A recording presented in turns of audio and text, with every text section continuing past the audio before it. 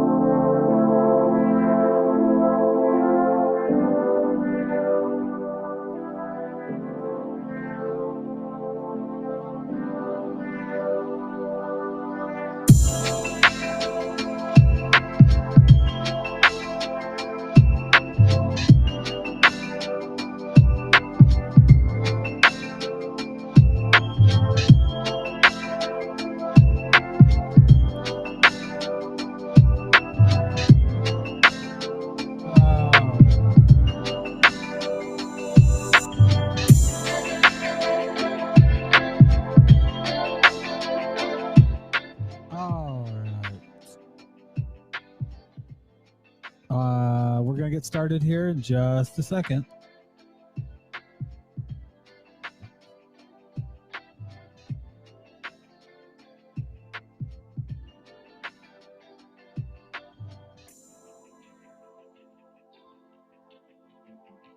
Listen, I'm going to be perfectly honest with you. I don't know much about foreign policy.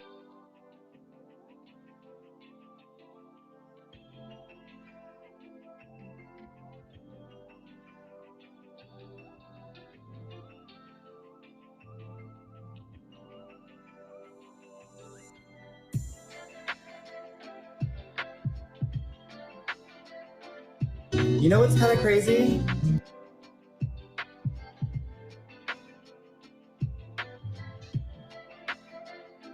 Oh dear.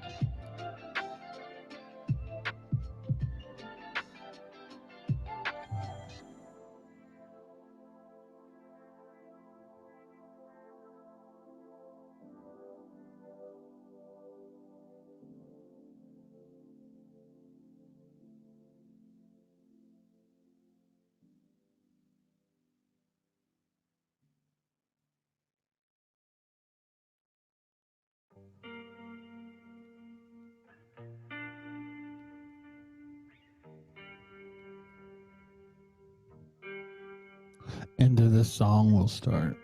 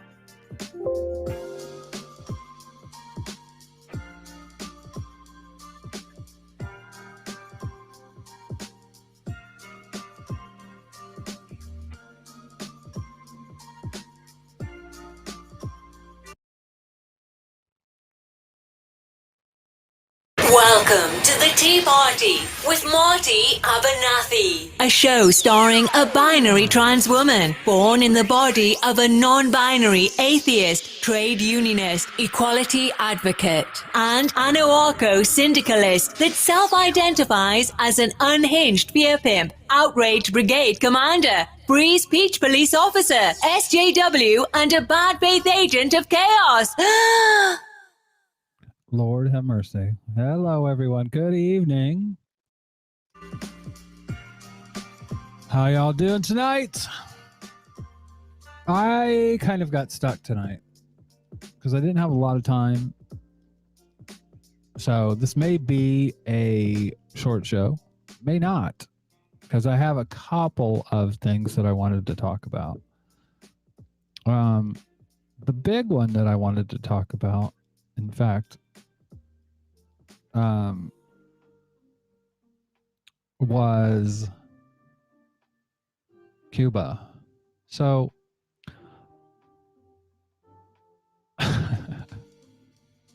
some random geek. Let's bring the chaos. Now, I don't know if we want to bring the chaos on the show. There's not a hierarchy to the show. If you should know that by now. Except there will be tea or something in my cup that resembles tea or that I make you think that it's tea. Anyways, something that really over the past few days, well, I'll go ahead and play the video that kind of started all this in my head. Is this. So we got Joe Biden saying communism and socialism are failed systems. And this tweet makes a great point. Capitalism is a failed system. It is subsidized by theft and murder and has completely collapsed for everyone outside of an increasingly privileged elite, while bringing the planet to the brink of destruction. So ironic that these right-wing capitalist politicians always criticizing communism and socialism being failed systems, when those same politicians advocate for embargoes and sanctions on any socialist government. And they want to overthrow every socialist government so they can go back to exploiting every single country that they can. I'm sorry. It's capitalism where people starve, where people can't afford medicine, where people don't have health care, where people can't afford college. We need to move towards socialism for all of humanity. So it was that, and let's do this because it's easy enough to find. Of any real commitment to the environment. So I say in a democracy, that's the most important thing a person can do. There are a lot of other things a person can do. You can plant trees. All right. So. Well, let me start off by answering the question relative to Haiti and Cuba. And communism is a failed system, universally failed system. I always think this is hilarious because it's a failed system because essentially what happened was you forced it to fail. You can't leave countries alone, Venezuela, Cuba. You can't just leave them alone and let them, if they want to revolt, if they want to overthrow the government, let them do it themselves. You always got to stick your fucking hand in. Anyways. And I don't see socialism as a very useful substitute, but that's another story. Of course you don't. Of course you don't. That's why you don't see it as that, because you're a representative of capitalism. You're paid by who? You've been a politician all your life, and you've been paid by corporations to write your policy. So shocking. Let's continue. With regard to whether the circumstance in which we would send military troops to Haiti, we're only sending American Marines to our embassy to make sure that they are secure and nothing is out of whack at all. But the idea of sending American forces into Haiti is not on the agenda at this moment. Number one. Number two. I always had to wonder why. Why? Because, if they had an opportunity to send troops to Cuba, they would do it in a heartbeat. With regard to Cuba, Cuba is unfortunately, a failed state in repressing their citizens. So, are there as many? Let's have a look at this. You say they repress their citizens, especially when they riot, especially when they protest, right? I think.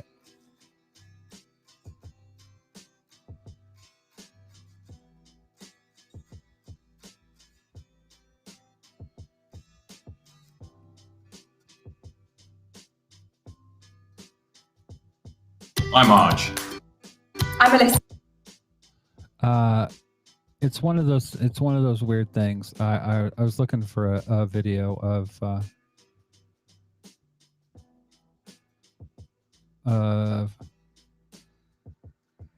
this Cuban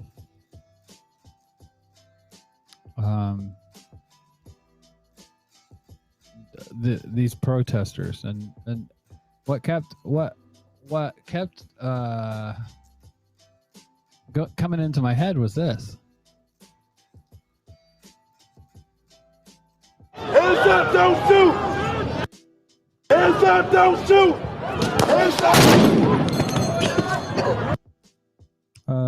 Oh, wait, that's not Cuba. That's Minneapolis.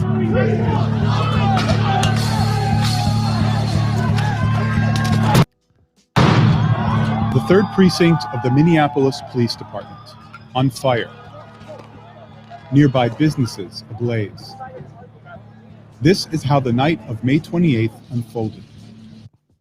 So we can go down the line with this. Talk about fucking countries that won't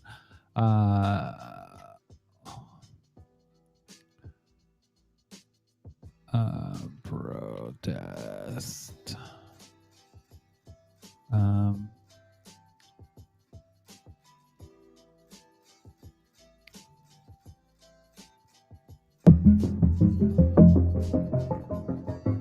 What are you doing?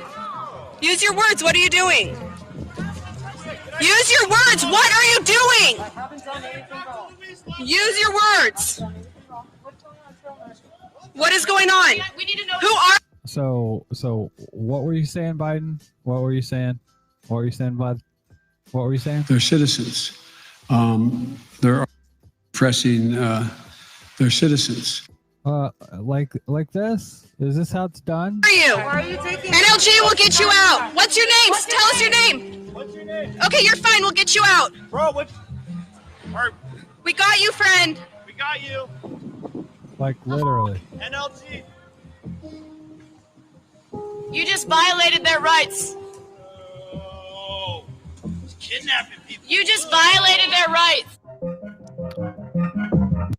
Like literally kidnapping people. But you're gonna say Cubans somehow are oppressing their people? Go on. Continue. There are a number of things that we would consider doing to help the people of Cuba, but they would require a different circumstance or a guarantee that they would not be taken advantage of by the government. For example, the ability to send remittances back to Cuba. I would not do that now because the fact is it's highly likely that the regime would confiscate those remittances or big chunks of it. With regard to they need COVID they have a COVID problem in Cuba. I would be prepared to give significant amounts of vaccine if, in fact, I was assured an international organization would administer those vaccines and do it in a way that average citizens would have access to those vaccines. One of the things that you did not ask, but we're considering, is they have cut off access to the internet. We're considering whether we have the technological ability to reinstate that access. So essentially, what they're doing here is, and this is what I find interesting too, in terms of like literally they're trying to find how to get internet back up to foment these protests. Why? And how are they treating Haiti? How are they treating Haiti versus how are they treating Cuba? You know, this is all basically yeah,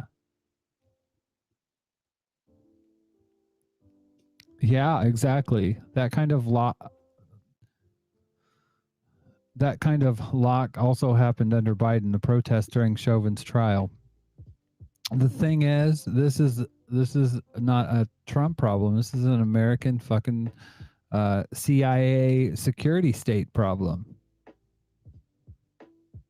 So, I mean, the whole thing with Biden, I mean, you have to remember, let's see.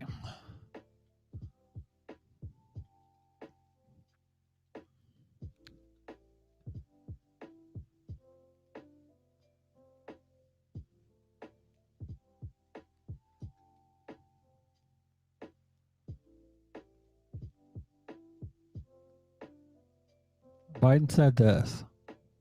If Haiti just quietly sunk into the Caribbean or rose up 300 feet, it wouldn't matter a whole lot in terms of our interest. The world editor of a paper in the Delaware Valley asked their reporters to come down and talk to me and said, why is Biden so concerned about Bosnia and not about Haiti? Is it because blacks are involved in Haiti? Blacks are what at stake in Haiti, and in Bosnia, they are European whites. If Haiti, a god-awful thing to say, if Haiti just quietly sunk into the Caribbean or rose up 300 feet, it wouldn't matter a whole lot in terms of our interest. And that last bit is what's key here. Our interests. So before we go into that, I wanted to read this story. In Cuba and Haiti, U.S. policy should seek first to do no harm. A long history of the U.S. intervention in Latin America cannot be separated from the current crisis. I've been thinking about these three words, do no harm, over the past couple of weeks, not because of anything in the world of health and medicine, but because of political events in nations near the U.S. The president of Haiti was shot on July 7th in his home in the capital of Port-au-Prince. Officials have since arrested a suspect they believe organized the assassination. Multiple individuals are claiming that they are now the legitimate leader in Haiti. Haitian authorities asked U.S. and UN troops to protect the country's infrastructure a request U.S. President Joe Biden at first rejected, but then reportedly decided to examine more closely. Protesters have taken to the streets in Port-au-Prince as citizens grapple with insecurity, lack of access to basic goods, and now fuel shortages. In Cuba, meanwhile, a combination of food and medicine shortages, blackouts, and inflation has pushed people onto the streets. The Cuban government blames the U.S.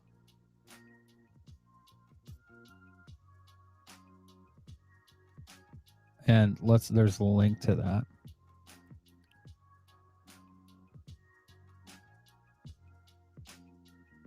Let's see what they're saying. Cuba's president admitting for the first time his government's failings, saying, "I accept that we have responsibility in much of this," adding they need to learn from their mistakes and analyze Cuba's problems in order to act and overcome and avoid their repetition. Cuba now quiet. But over the weekend, thousands taking to the streets, angry over shortages of food and medicine, a lack of COVID vaccines, and repeated electricity outages. Many want political change too, calling for an end to the communist rule that has dominated Cuba for more than 60 years. Viva Cuba Libre! Viva! In Florida, Cuban Americans showing their support, demanding the U.S. take action against the communist regime. Superstar rapper Pitbull releasing this call to action. This is about saving lives. This is about unity, not division. And bottom line, this is about taking action. Diana Otero came to the U.S. from Havana when she was 15 years old. These protests are not new. We've seen them before. Something's different, though. What's different this time? I think what's different is the passion. Miami's Republican mayor urging President Biden to intervene, aware, like the rafters crisis in 1980, the Cuban government could send hundreds of thousands of dissenters to the United States. What did they say? What did Biden say recently? Don't come. People from Haiti and Cuba, don't come. And so, anyways,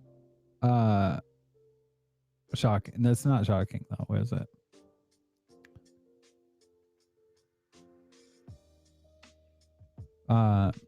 The Cuban government blames the U.S., which has a decades-long trade embargo that was strengthened under Trump. So I had a look because somebody said something to me about the trade embargo and why it happened. So the U.S. first imposed an embargo on the sale of arms to Cuba in 1958 during the Batista regime. Again on October 19th of 1960, almost 2 years after the Cuban Revolution had led to the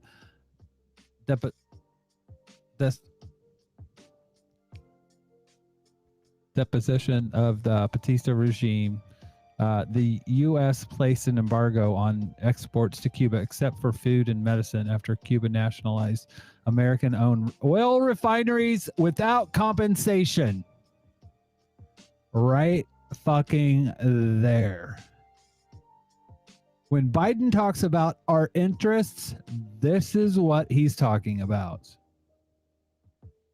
This is exactly what he's talking about. It's what it's always fucking about. Always. It's always about money. It's always about oil. Haiti doesn't have anything that the United States wants.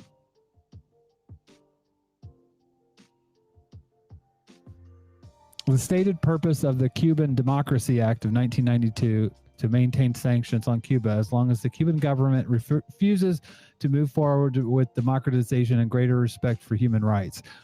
This is the motherfucking country that supported Guatemala death squads, overthrew Iran, Nicaragua, tried to overthrow Nicaragua. I mean, we can go down the fucking line. Latin American overthrow U.S. graphic.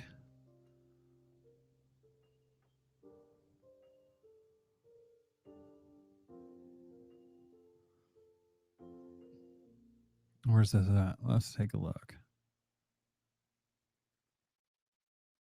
Come on. You can load. There we go. So, like literally, this is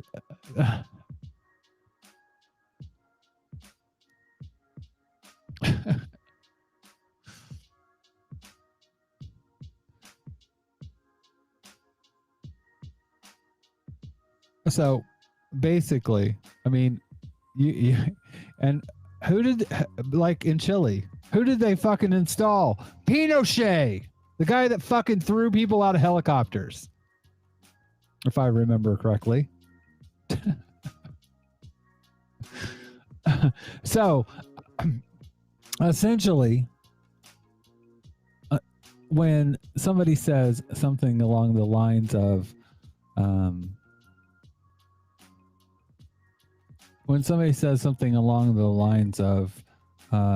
America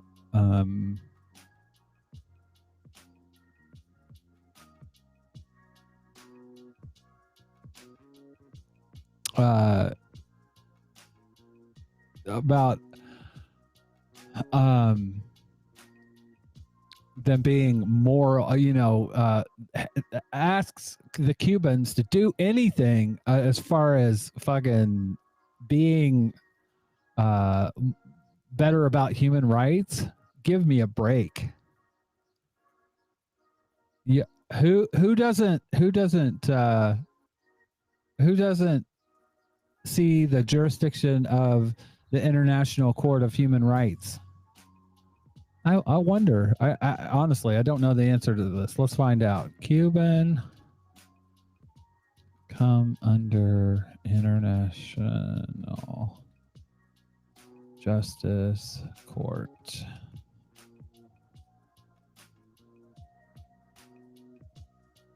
Oh, da, da, da, da, da.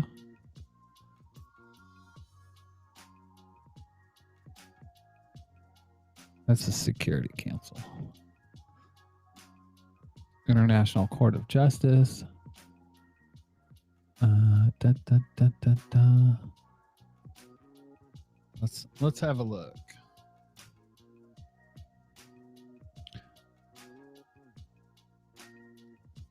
No, Cuba's not in there. So, anyways, regardless. What's that?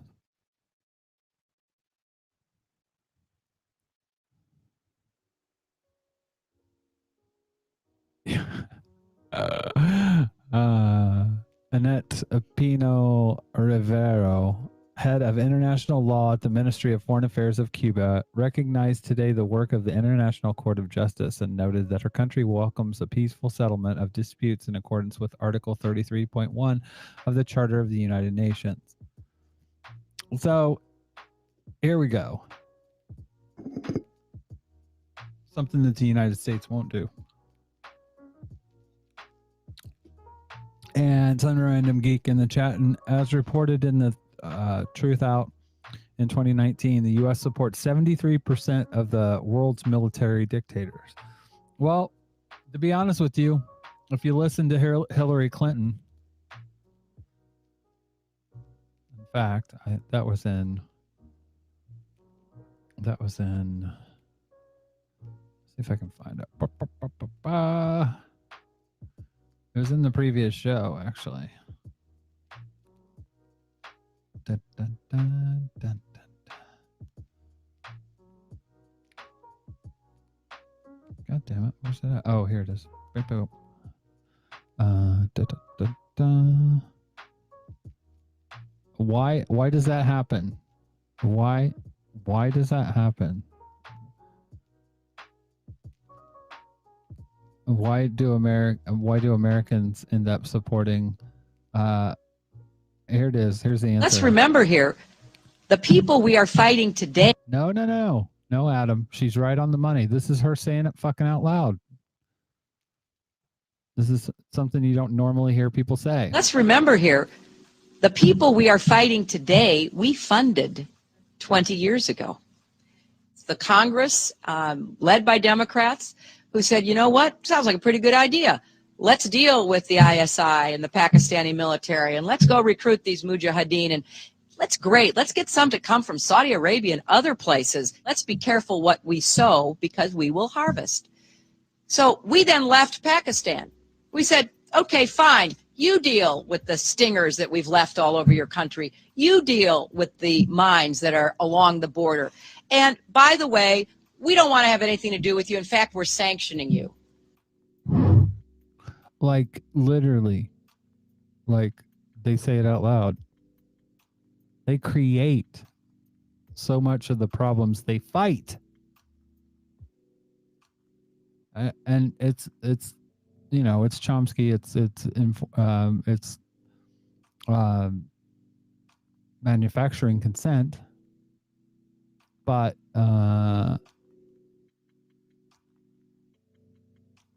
there was something that Hassan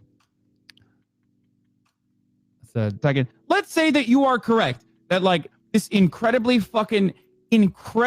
horrible, corrupt, authoritarian government is like fucking up everything and like, you know, fucking up agriculture, right? Let's say that's true. And why the fuck do you need an embargo, brother? They're already fucking it up. Let them fuck it up. It almost feels like America feels the need to tilt the scales for some reason. That's really strange to me. Going forward, if you want to criticize Cuba, you have to advocate to lift the embargo. Straight up, lift all embargoes, normalize relationships with Cuba, behave like Cuba is a normal fucking country, and we can move on from that point. Like, it's nuts to me. The reason why I see Cuba as a success story, which will trigger a lot of fucking Cubans living in Miami and shit, because like, you know, their parents fucking absolutely despise the current administration there. But like the reason why I see it as a success story is because they've been able to persevere through insanity. Okay. They like, that's nuts. It absolutely is a success story. It's not a success story. It's a success story for all of the factors considered. When you consider that this is what happens. Biden said, communism is a failed system, universally failed system, and I don't see socialism as a very useful substitute. Socialist Stephanie Gallardo says, as the daughter of socialist Chilean immigrants who fled after the US-led coup that installed Pinochet, I can confirm socialism on paper works quite well, but in practice it generally leads to US intervention and mass suffering at the hands of US-backed despots. That is so fucking on the money. Like, you literally can show example after example after example after example. And why do they do it? Typically, if it's Iran, you're talking about wasn't Iran no. I think it was Nicaragua. The National Fruit Company. I think it was Nicaragua.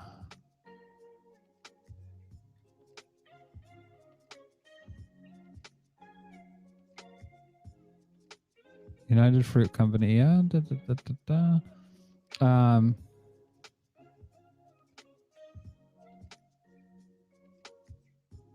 Yeah, the United Fruit Company was frequently accused of bribing government officials in exchange for preferential treatment, exploiting its workers, paying little in the way of taxes to the governments of the countries where it operated, and working ruthlessly to consolidate monopolies. Latin American journals sometimes referred to the company as the octopus. Left parties in Central and South America encouraged the company's workers to strike.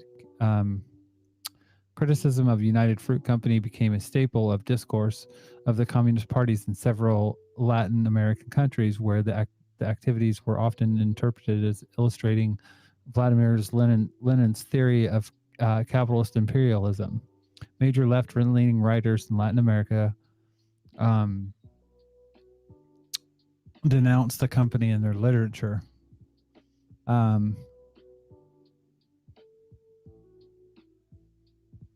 Again, look at this shit. Look at this shit, dude. Look at this shit.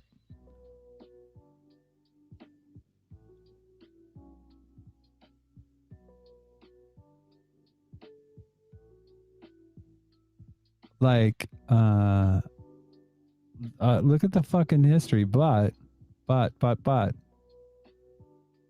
look, company holdings in Cuba, which include sugar mills, were expropriated by the 1959 revolutionary government led by Fidel Castro. By 1960, Castro was accusing the company of aiding Cuban exiles and supporters of the former leader, Batista, in initiating a seaborne invasion of Cuba directed from the United States. This again, like, it's all about corporations and them not fucking having their stuff. They want domination and they want everything.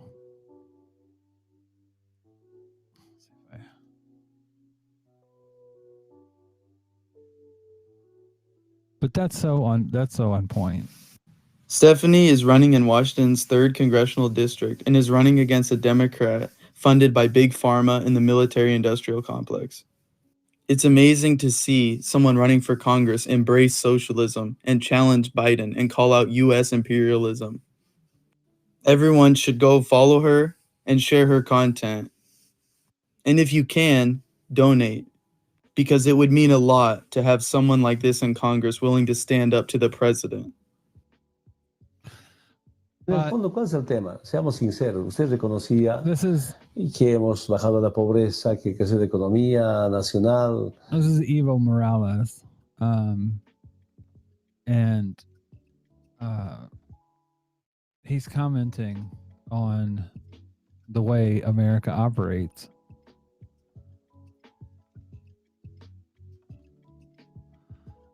He's the former president of Bolivia. But the North American empire doesn't forgive that a left-wing country, a socialist community, shows the world that there is a non-capitalist way of doing things with equality, dignity, and identity. That's the controversy. Bajo una liberación política, ideológica, social, cultural, pero fundamentalmente económica. There was a political, ideological, social, cultural, and financial liberation. Lo que no me perdonan. And that's what they can't forgive, is that I nationalized the national resources. Basically taking things from a fucking corporation, a foreign corporation that is exploiting the country and its people. Nacionalización de los recursos naturales. No perdona al imperio. The North American empire does not forgive a left-wing country, a norteamericano, el socialist sistema community. capitalista como un país, ¿no? Llamado de izquierda, un país socialista, con socialismo comunitario, demuestra al mundo entero que también hay otra forma de administrar. The world that there's a non-capitalist way of doing things with equality, dignity, and identity. Con cierta igualdad, con dignidad, con identidad. Ese es el debate. Al margen de decir, saying that our project damaged democracy is secondary. Cierto proyecto perjudicaría la democracia, eso es secundario para mí. Entonces, our political movement and our program for the people has shown that without como the nuestro empire, movimiento político, con programa del pueblo y con un proyecto político de liberación, ha demostrado que sin el imperio, sin el capitalismo, sin el Fondo Monetario Internacional, without capitalism and the International Monetary Fund, Bolivia has hope. Tiene mucha esperanza Bolivia. Entonces aquí sepultar esta rebelión, esta They want to bury our political and financial rebellion, which is at the heart. Sublevación ideológica, política, programática, pero fundamentalmente de dignidad y de of the identity of the Bolivian people. Identidad del pueblo boliviano. And that's it. I'm saying this. That's it. The at the end of the day, it's something that they can't forgive it. The Castro brothers This is a murdering communist dictatorship. Again, I talked about this yesterday, but like, it's a murderous communist dictatorship, murderous communist dictatorship, murderous communist dictatorship. America has consistently murdered more and will continue to murder more for the rest of fucking time, okay? The previous Batista administration that was a dictatorship, authoritarian, fascist dictatorship, killed more than 20,000 people, according to the CIA, in a matter of the 7-year time span that it was around. The Castro regime did not reach anywhere near those numbers in fucking the 60 plus years that they were fucking in power, okay? Nowhere near those numbers. So this notion that like, oh, dude, it was so bad. It was so bad. They were fucking murdering people all the time. It's like, dude, it's kind of weird that America is like literally having this conversation. It always has been. And that's what amazes me, is there is this conversation that is so skewed in terms of the reality of the situation. So I want to go back to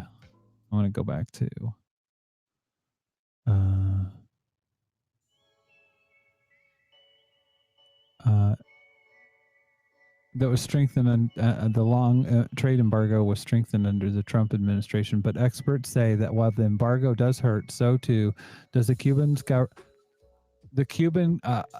government's refusal to implement economic reforms. The Cuban regime and police respond violently to protesters, detaining dozens of people.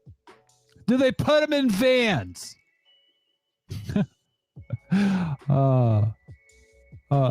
Do they have policemen that go and loot buildings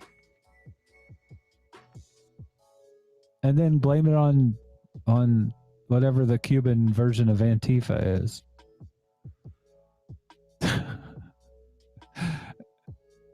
These two situations are not the same. They are different countries with different people and different political contexts.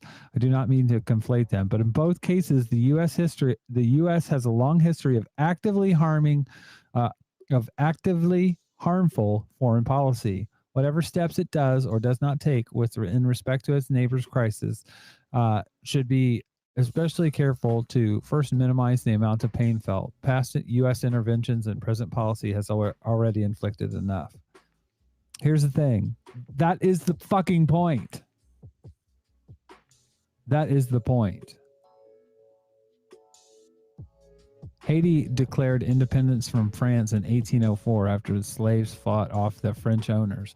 In response, slaves owners in the South states of the U.S. tried to prevent their own slaves from learning of the revolution and then pressured the U.S. government not to recognize an independent Haiti. During the Cold War, the U.S. supported the father and son Duvalier team, a pair of brutal dictators who killed their opponents and stole Haiti's money for themselves, but who had the U.S. backing because they were anti-communist. Again, whenever you read this, you literally have to understand what's going on. Also, the U.S. has repeatedly been criticized for the food aid it gives to Haiti, which is subsidized by the government to the benefit of American farmers, flooding the market with cheap food and driving Haitian farmers out of business. Again, it's fucking capitalism. Even what they're doing in Haiti. So I mean, at the end of the day, I mean, it says President John F. Kennedy's administration launched a full trade embargo the next year. Cuba's economy lost an estimated $130 billion over the next 6 decades. So the U.S. also, for decades, applied economic sanctions that limit the amount of currency that can be traded with the country. During the pandemic, a lack of foreign tourism plunged Cuba's economy further into crisis. So this is a manufactured fucking crisis.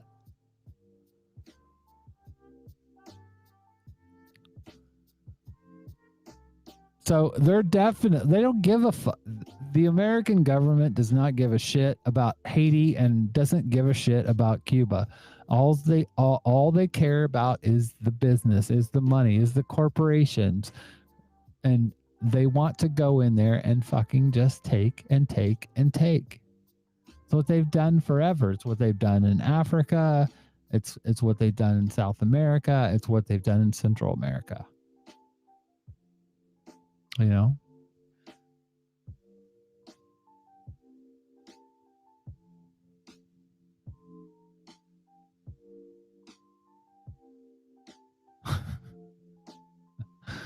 So,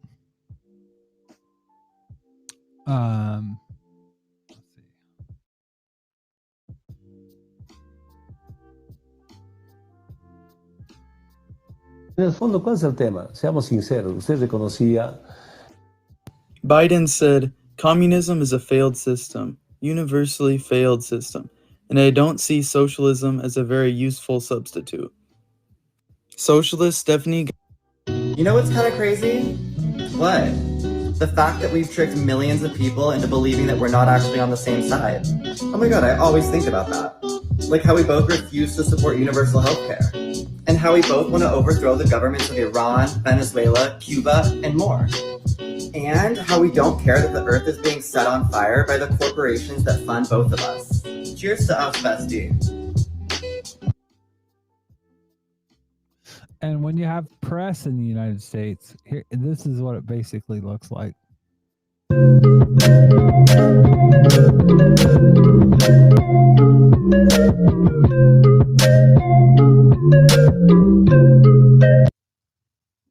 most of these reports, who are they talking to? They're not talking to Cuban people. They're talking to Cubans that are living in Florida.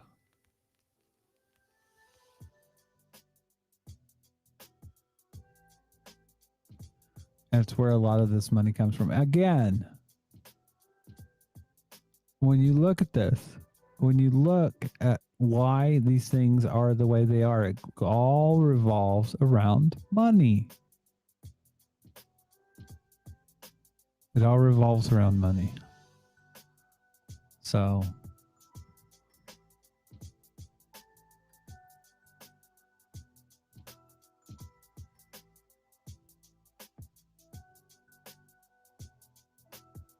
trying to get back to you guys. Some random geek says many natural disasters are exacerbated by capitalism. State exacerbated disasters are no different. I mean, if you look, yep, it's the propaganda model of manufacturing consent. Yep. I totally agree. So yeah.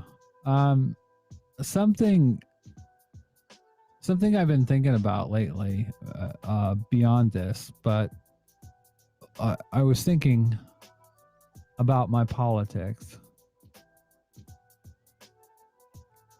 I was thinking about how,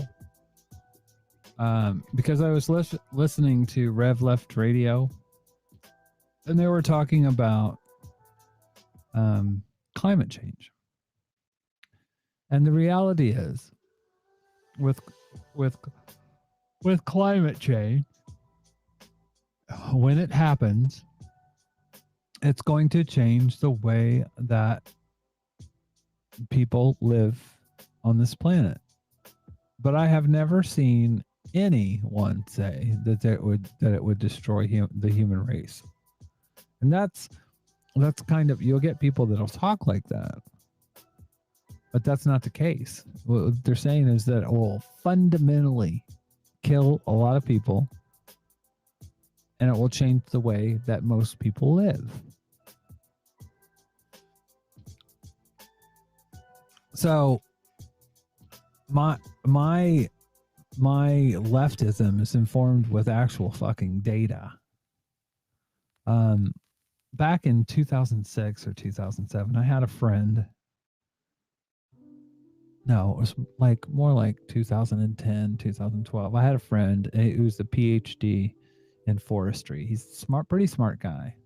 And he laid things out for me because I was like, why can't America just go to renewables?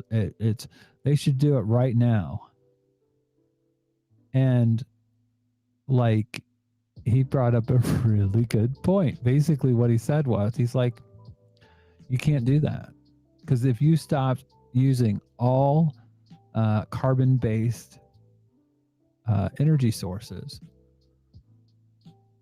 you wouldn't have the resources that you needed to basically take care of the people as it is right now. And that's just and when you look at it, he was basically saying, when you look at it, something has to be supplemented. Either you have to use nuclear, and he went down the list. But that's real. That's something that you have to concern yourself with. Because you can make all these proclamations, but they have to fucking work. So when it comes to climate change, I've never seen any studies that or any I was going to say prophecies, but they're not really prophecies, but they're like claims that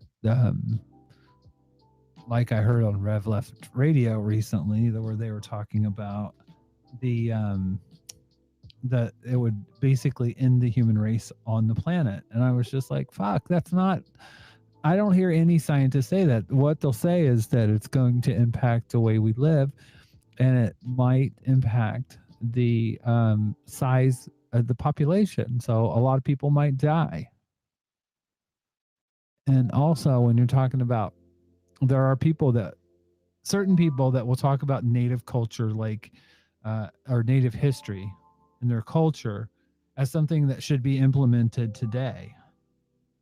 And the reality is, if you had everyone farming the land in the way that the Native Americans did it, you wouldn't have enough land, because you're talking about the number of people that are here. Or, I mean, in the States. You're talking about the number of people that are in the States as opposed to how many people were there then. So factory farming is it sucks, but the reality is it's feeding people in the United States right now. And you can't just say, oh, well, we're not going to do this anymore, because you're going to kill a bunch of fucking people by doing it. So there has to be some sort of mechanism that brings things back to a place where it's not causing mass fucking death. Again, do no harm. And that's definite harm. So anyways, the U.S. I continue with this article. The U.S. has a responsibility to let asylum seekers in according to its own immigration law and international agreements. But even if it did not have to do this under law, the current instability cannot be separated from past policy in the region.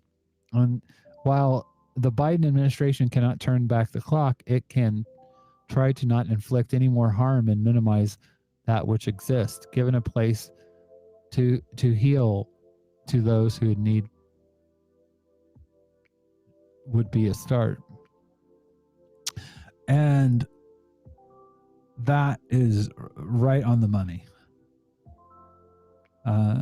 And this is from the fucking corporate-owned New Statesman. This isn't some radical left-wing rag. So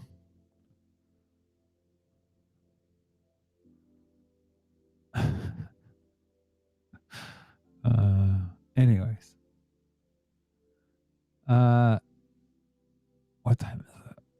It's going on 10 o'clock. So there was one more thing that I wanted to actually talk about. This is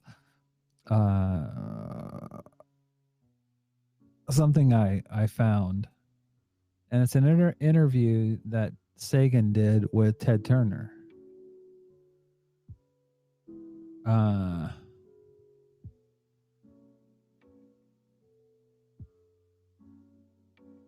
Let's see.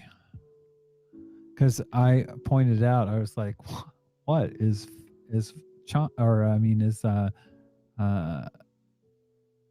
is Carl Sagan a fucking communist? And spoiler alert, he's not. But the words that he says in this interview, I'm trying to see when Ted Turner, what's the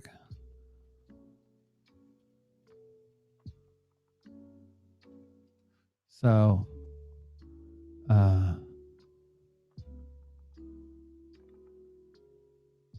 this is in 1989.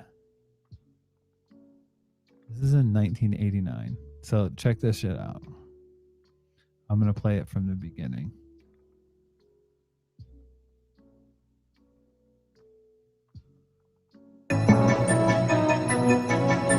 This is Sagan talking to Ted Turner. Turner Home Entertainment presents a dialogue, a conversation with Carl Sagan and Ted Turner. Carl Sagan is one of the greatest minds on this planet. He's an accomplished scientist who has played a leading role in the Mariner, Viking, and Voyager expeditions to other planets. His research has enhanced our understanding of numerous aspects of the heavens, and he's brought his work to a general audience through such books as the Pulitzer Prize-winning Dragons of Eden and his Emmy and Peabody Award-winning series on television, Cosmos.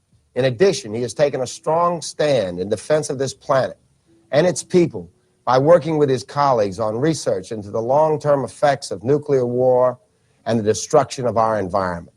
And he's made us aware of the tremendous dangers facing us if we don't do something to halt the arms race. I'm grateful that he's here to share some of his knowledge with us. Carl, pleasure to have you here this evening. Ted, thank you. We're destroying the ozone layer. We're heating up the earth. We're destroying our forests. We're poisoning the groundwater with radioactive wastes and pesticides. How did we ever get in this mess, and is there any way out? How's that for a start? That's a good question. Well, we got into the mess by not paying attention and by business as usual. Humans have been on this planet for something like 1 million years, and for the vast bulk of that time, things changed extremely slowly. The population increased very slowly. Our technology improved, but by very slow steps. And just recently, this is what's called an exponential. It's flat for a long time, and then boom, you suddenly get a huge increase. Increase in population, increase in technology, increase in pollution, increase in our powers to disturb the environment, to change the planetary environment. But we're the same old human beings as we were 1,000 years ago and 100,000 years ago. Not much has changed with us. And so it's very hard for us to catch on that there's a new situation and we have to adapt to it. On the other hand, that's one thing we humans are good at, adapting, figuring out. We're smart. That's our principal advantage over all the other species. I mean, we're not faster, stronger, better diggers. We don't fly all by ourselves. What we do is figure out and build because of our hands. And so I think there's certainly a chance of getting out of this mess, but not by business as usual, not by the idea that we shouldn't plan ahead, not by the idea that anybody can do whatever the hell they want. Keep in mind, he said this in 1989, 32 years ago. And it doesn't affect the environment. There has to be a new way of looking at the world. A lot of those issues that you raised are global issues. For example, global warming, the greenhouse effect. You put gases like carbon dioxide or CFCs, other greenhouse gases, into the atmosphere over this country. They don't stay over that country. Those molecules don't have passports. They don't know about national sovereignty. That's something they never heard of. The atmospheric circulation spreads those gases all over the planet. And so what one country does affects all the other countries. The solution to these kinds of problems has to be that everybody on Earth works together. What is that? What is that? The industrialized nations have the biggest responsibility because they're the biggest polluters. The United States puts more CO2 in the atmosphere than any other nation. But Western Europe and the Soviet Union and Japan and even the developing countries all make significant contributions. So there has to be a new way of looking at the future, and that is that we're all Humans, members of the same species, on one fragile little planet.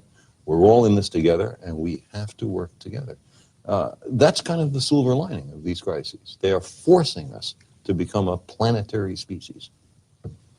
Well, that's interesting. And 30 years later, 32 years later,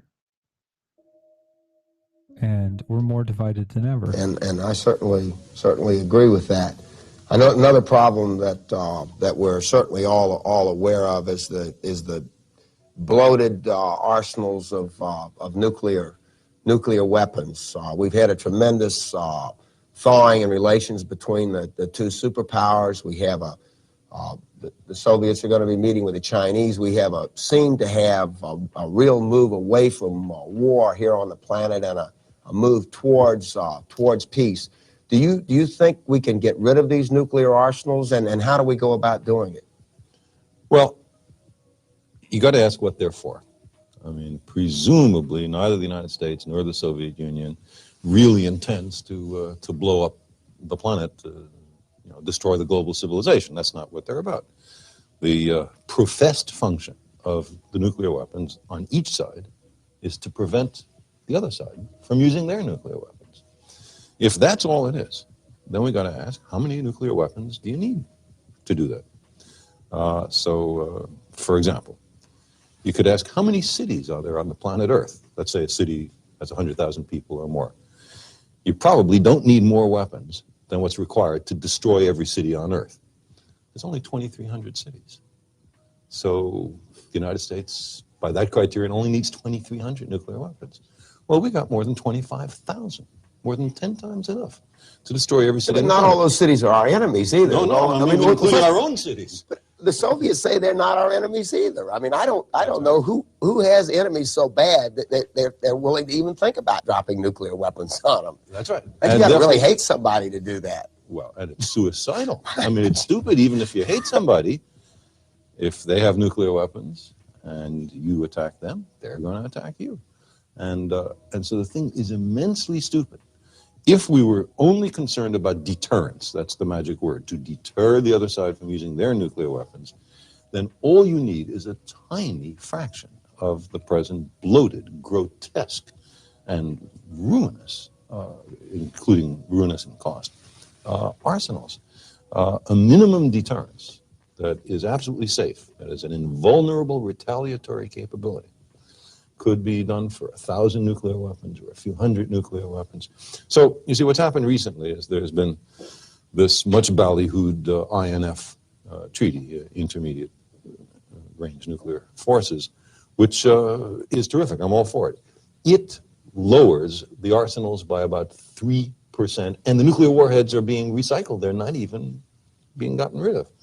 What we have to do is make vast, massive cuts in the arsenals on both sides.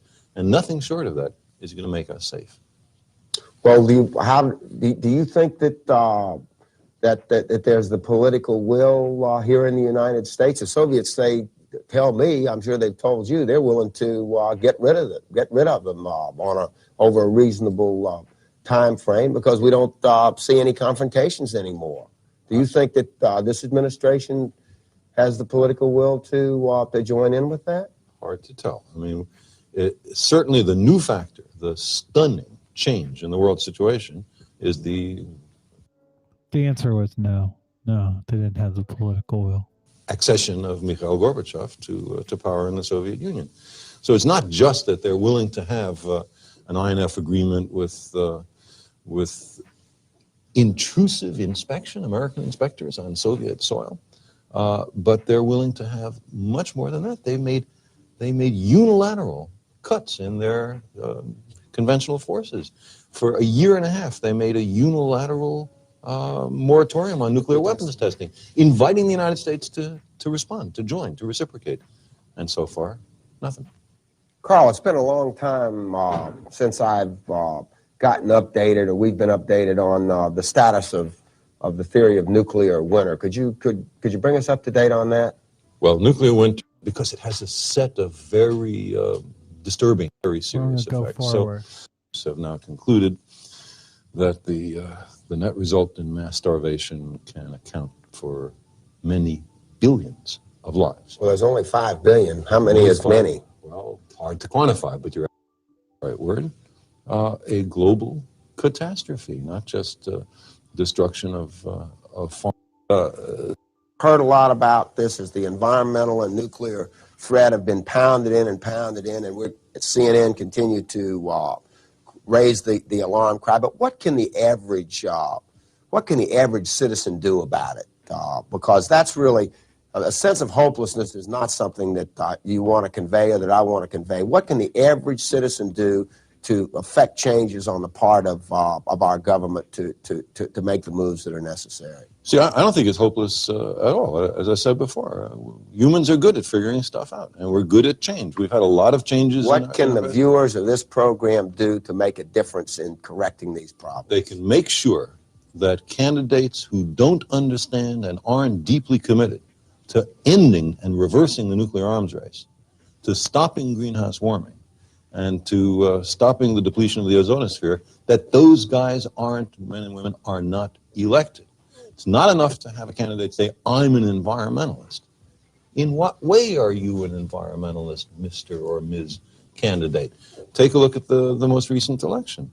There we had a candidate who said that he was an environmentalist. He, in contrast to the previous 8 years, where we had an uncompromising anti-environmentalist in the White House. Okay, now there's a president, Mr. Bush, who at least acknowledges that there's a problem. We didn't even know that from listening to Mr. Reagan. But if you look at Mr. Bush's budget, we see not a hint of any real commitment to the environment. So I say in a democracy, that's the most important thing a person can do. There are a lot of other things a person can do. You can plant trees. Every individual can plant trees. That's something that's very constructive. You can boycott industries which are irresponsible on global warming and on chlorofluorocarbons. There are many things people can do, but they have to understand the issue before they can do those things. Well, we just had an election. We won't have another one for a couple of years. Do you have any faith in writing letters to your congressmen and senators? A lot of people believe that has some effect. Yeah, I don't care about that. Exploration of space. The fragile blue world, enough to have played a role in the first preliminary reconnaissance of the solar system. That's a terrifically and treaty verification satellites. If you don't know what the other side is doing, then the standard military prudence is to assume the worst case.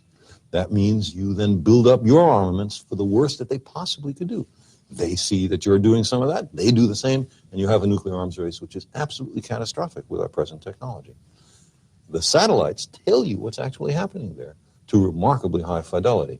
So it calms the hotheads and paranoids on both sides. And that's worth its weight in gold.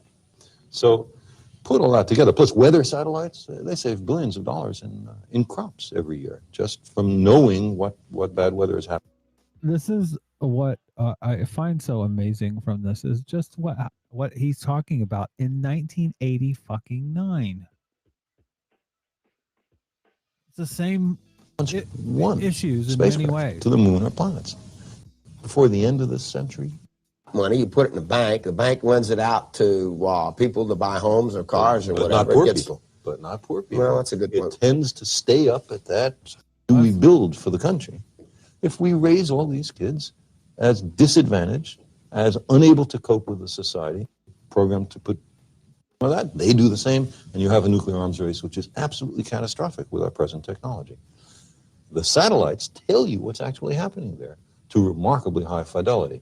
So it calms the hotheads and paranoids on both sides. And that's worth its weight in gold. So put all that together, plus weather satellites, they save billions of dollars in crops every year, just from knowing what bad weather is happening so farmers can take precautions.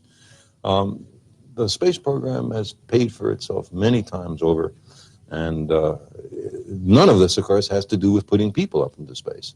There may be good reasons for doing that, historical reasons, social reasons, reasons for building bridges with other countries. I'm, for example, a strong advocate for a long-term joint U.S.-Soviet program to put Americans and Russians on Mars.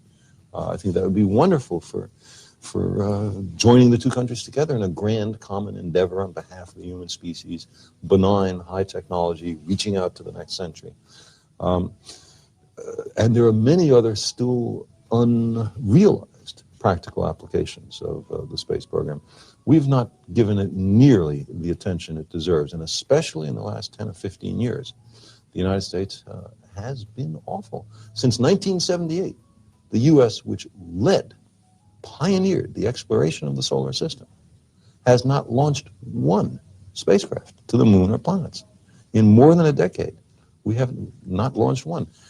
We hope that there will be shortly, later this year, the end of that drought. But we have let the space program languish in the last 10 or 15 years, as we have let all sorts of social programs languish, as we have permitted the amount of poverty in children to increase. Before the end of this century, more than half the kids in America may be below the poverty line. What kind of a future do we build for the country if we raise all these kids as disadvantaged, as unable to cope with the society, as resentful for the injustice served up to them?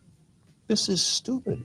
And then what happened with the resources is they went into increasing budgets for arms. Isn't that where the money went? That and making rich people richer.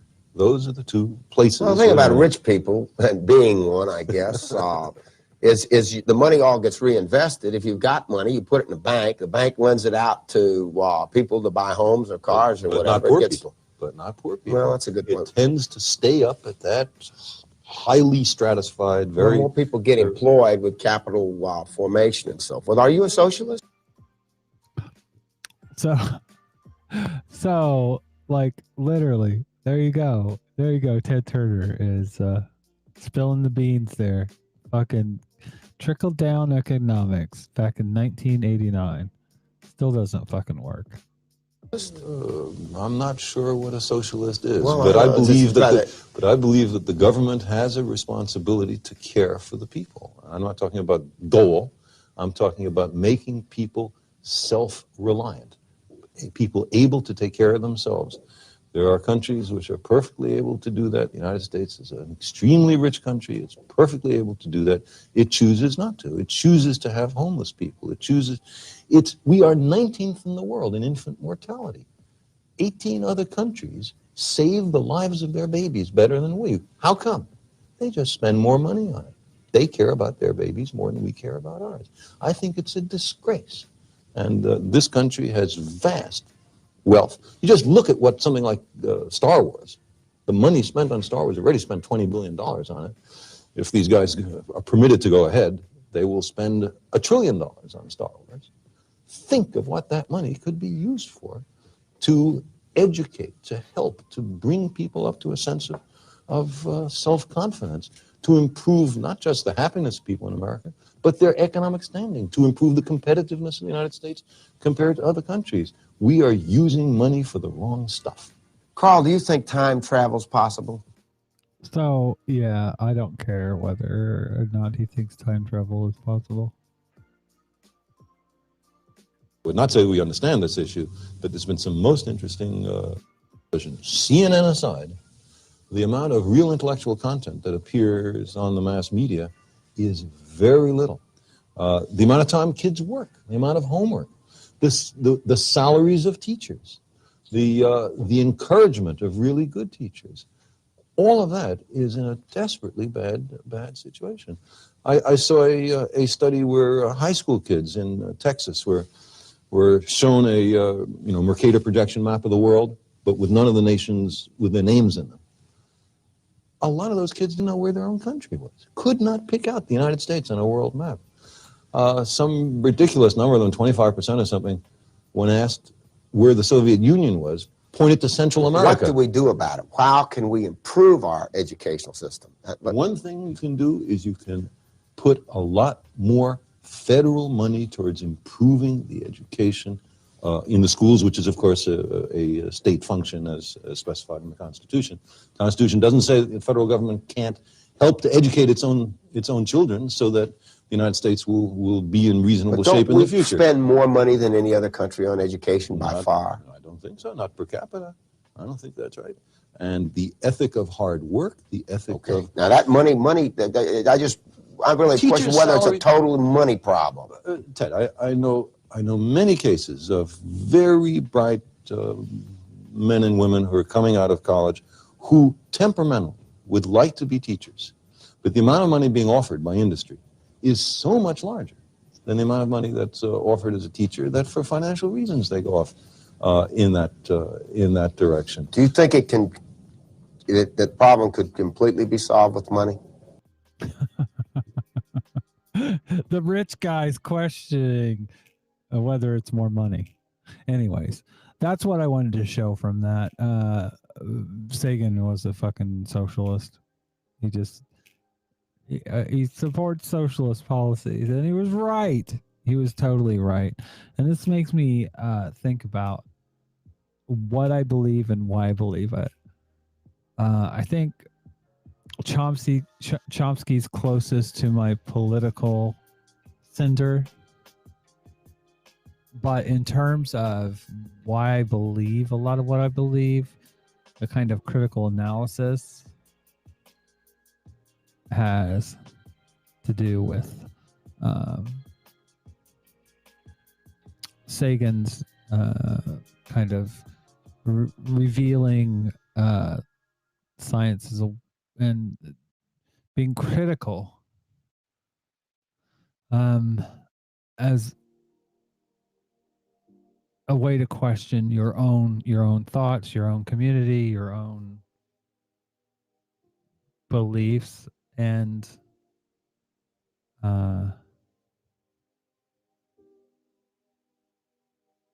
so yeah,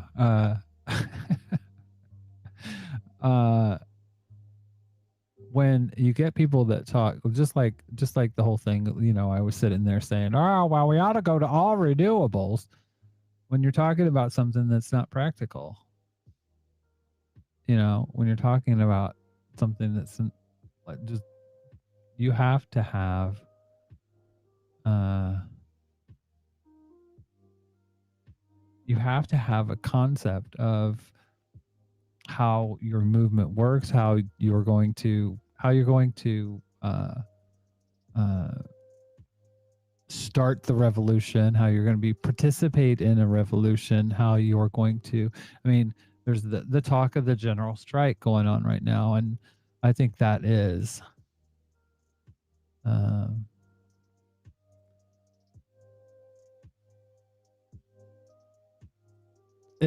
to me, a general strike is something that we don't have the organization to make it happen in a way that'll fundamentally change things. That's not saying that people shouldn't try to do it, but it is saying that that's work that's going to be that you're going to need to do over time, and not just say, hey, I think we ought to have a general strike. Anyways.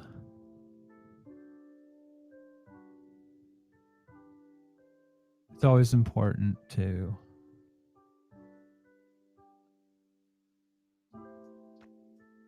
analyze all this with a lens of outcomes and how it affects minority communities. By the way, Jamie J's in the chat. Apparently, she's been getting shit ever since she started advertising CharityLinks.page. How dare you? How dare you? Oh, you're going there, Jamie. You're going there? Okay, I've got something for you then.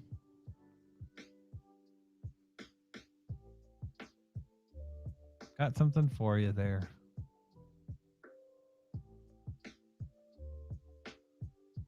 I'm saying this because it needs to be said, and I'm trying to remain calm. But I think there is a direct correlation in how long it takes guys to have a poo in the bathroom versus the fact that you guys have a G-spot in your asshole.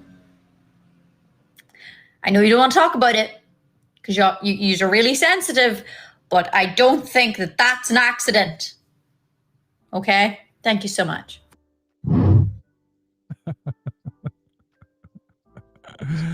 It's all about the butthole. Well, not technically, not the hole itself. But yeah.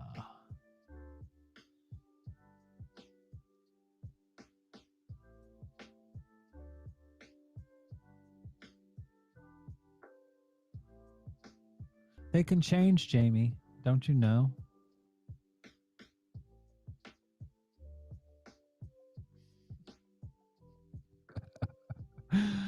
Oh my god. Anyways, I think that's going to be it. How can you top that? How can you peak after that?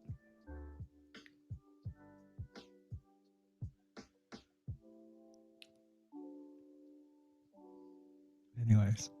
Yeah, I think that's going to be it for tonight. We can sit here and have a little chitty chat. Actually, I thought this was. I saw this.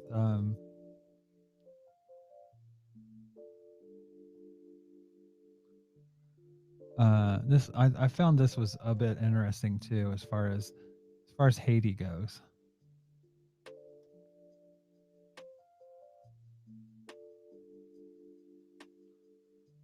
U.S. media will never discuss local multimillionaires and billionaires in poor Haiti who steal 80% of the wealth and align with outsiders to enslave the masses.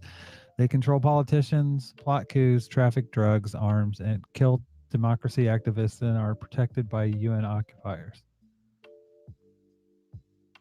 Again, it's the rich protecting the rich, essentially.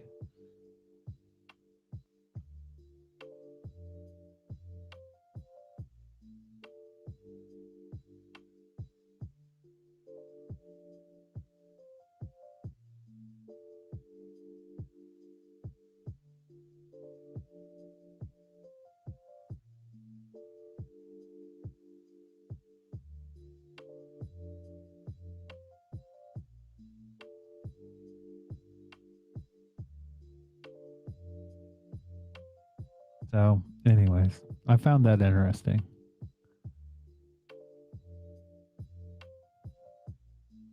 The difference between the two countries is amazing in how the U.S. foreign policy decides to report things. And what it boils down to is, what does America want out of the deal, essentially?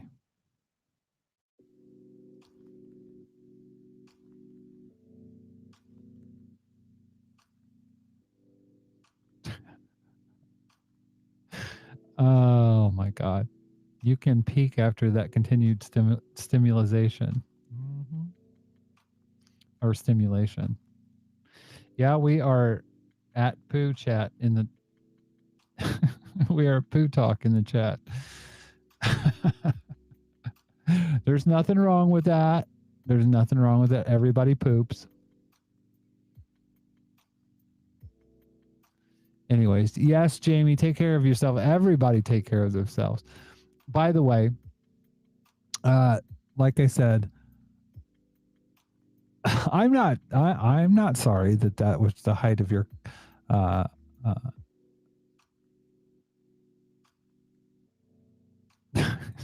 Jordan Joe P with the poop emoji. Oh, it doesn't show. Oh no, there it is. There it is, right up above there. Anyways.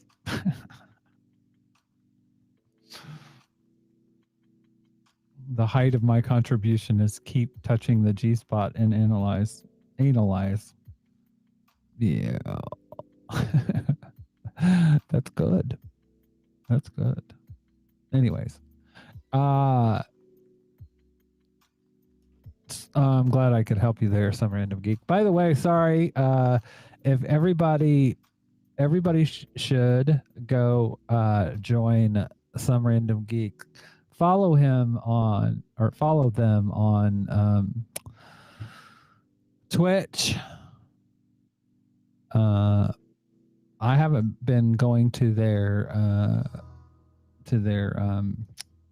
what do you call it? Game streams, gaming streams, because I've had to work, but you should hang out. By the way, there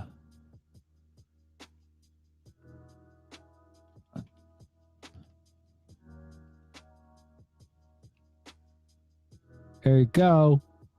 Go, go, go, go, go, go, go. This man likes potatoes. We make money with potatoes. Therefore, we're going to bury his entire existence in potatoes. We've got so many potatoes, we need more land. Then we're just going to go ahead and borrow from a neighbor's state. They probably won't miss it, it's just land. The faster I click, the more I make. So, +5 magic potions. We'll feed them to the peasants to see what they do. Oh, well, it turns out if I want to use the potions, we get a comrade boost times 7,777 for 20 seconds. I don't want to boost these guys, I want to make them earn their potatoes. And these guys thought they had it before. They've never seen anyone anything like me. Because if the people working for you are smiling, they're not working hard enough. But That's a fascist. I was just wondering. Let's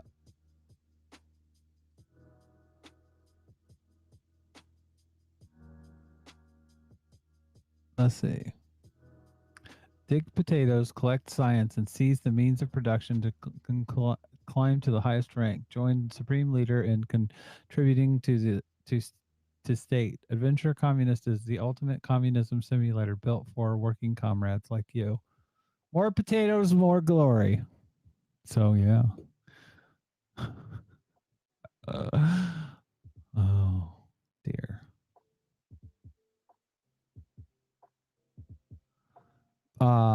By the way, and you should come hang out with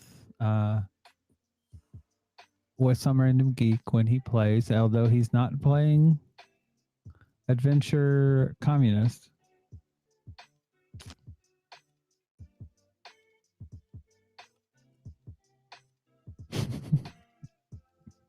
Anyways, yes. Tomorrow, Social Justice Alchemy. I'll be listening because I'll be home. But yeah, and finally, you should do some mutual aid. Go to the charitylinks.page.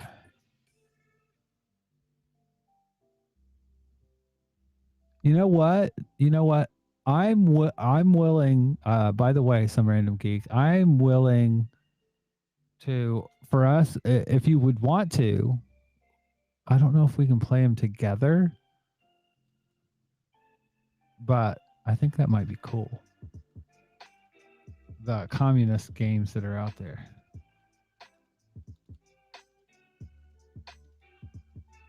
Let's see.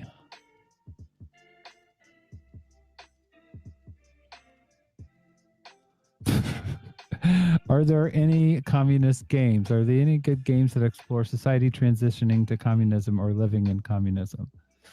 Somebody said Mario Kart. Blue Turtle Shell, the 1%.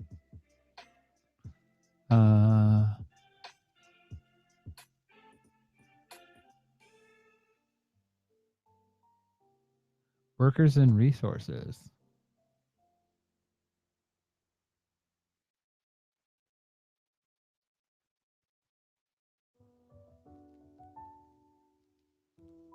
Hold on, let's look at this.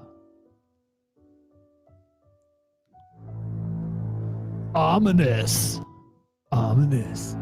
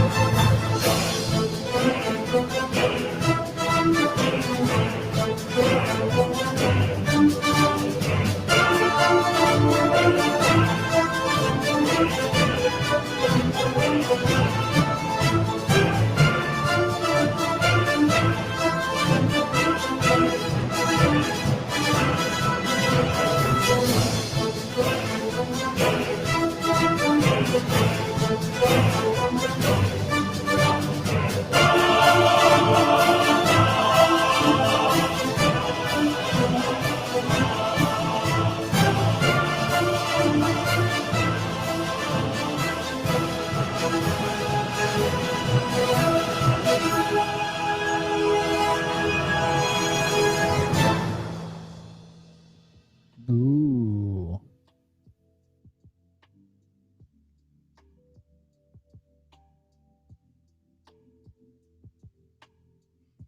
I'm down. I'd do that. Anyways, I think it'd be fun. But I would like to do it with somebody. Phrasing.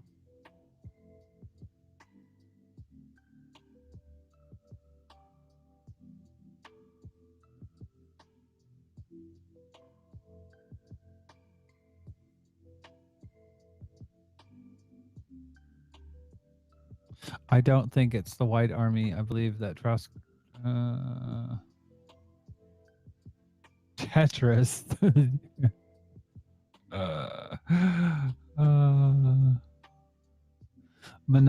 Somebody mentioned Monopoly was created as an example of how fucked the idea of privately owning housing is.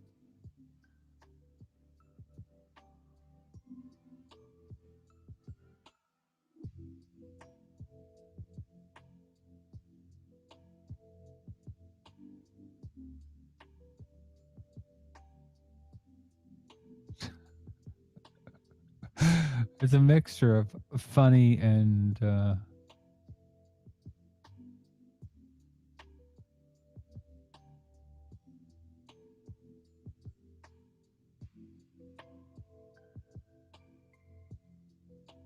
don't see any other ones that look compelling.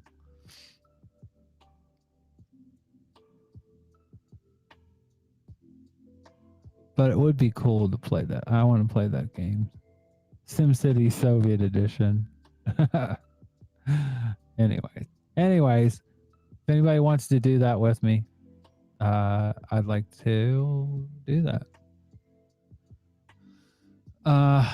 Anyways, I think that's it for tonight. I want to thank everybody for coming. Like I said, we'll probably, unless something just comes to me, we will have a more structured show next time with a lot more videos and everything. But yeah, right now, this is what I wanted to talk about tonight, because I think it's important when people have these ideas of, oh, Cuba is this awful country. I'm just like, really? It all pales in comparison when you compare it with the fucking United States. No matter what critique, that's what happens.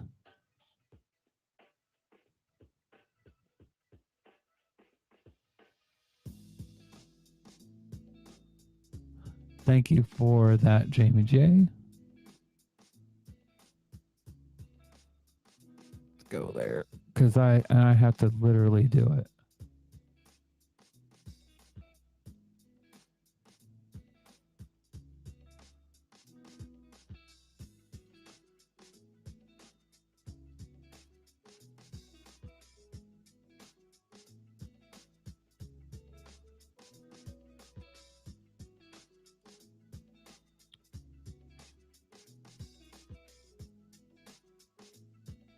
Ooh.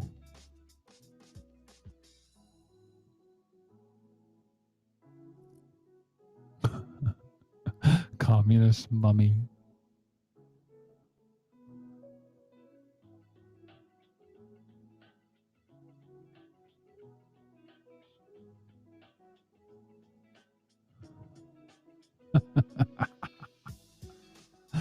Oh my god.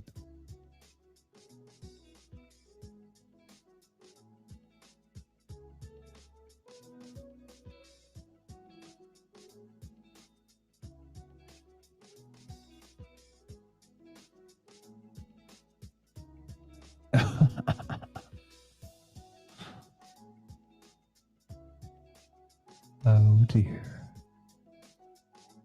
Anyways, thank you all for coming.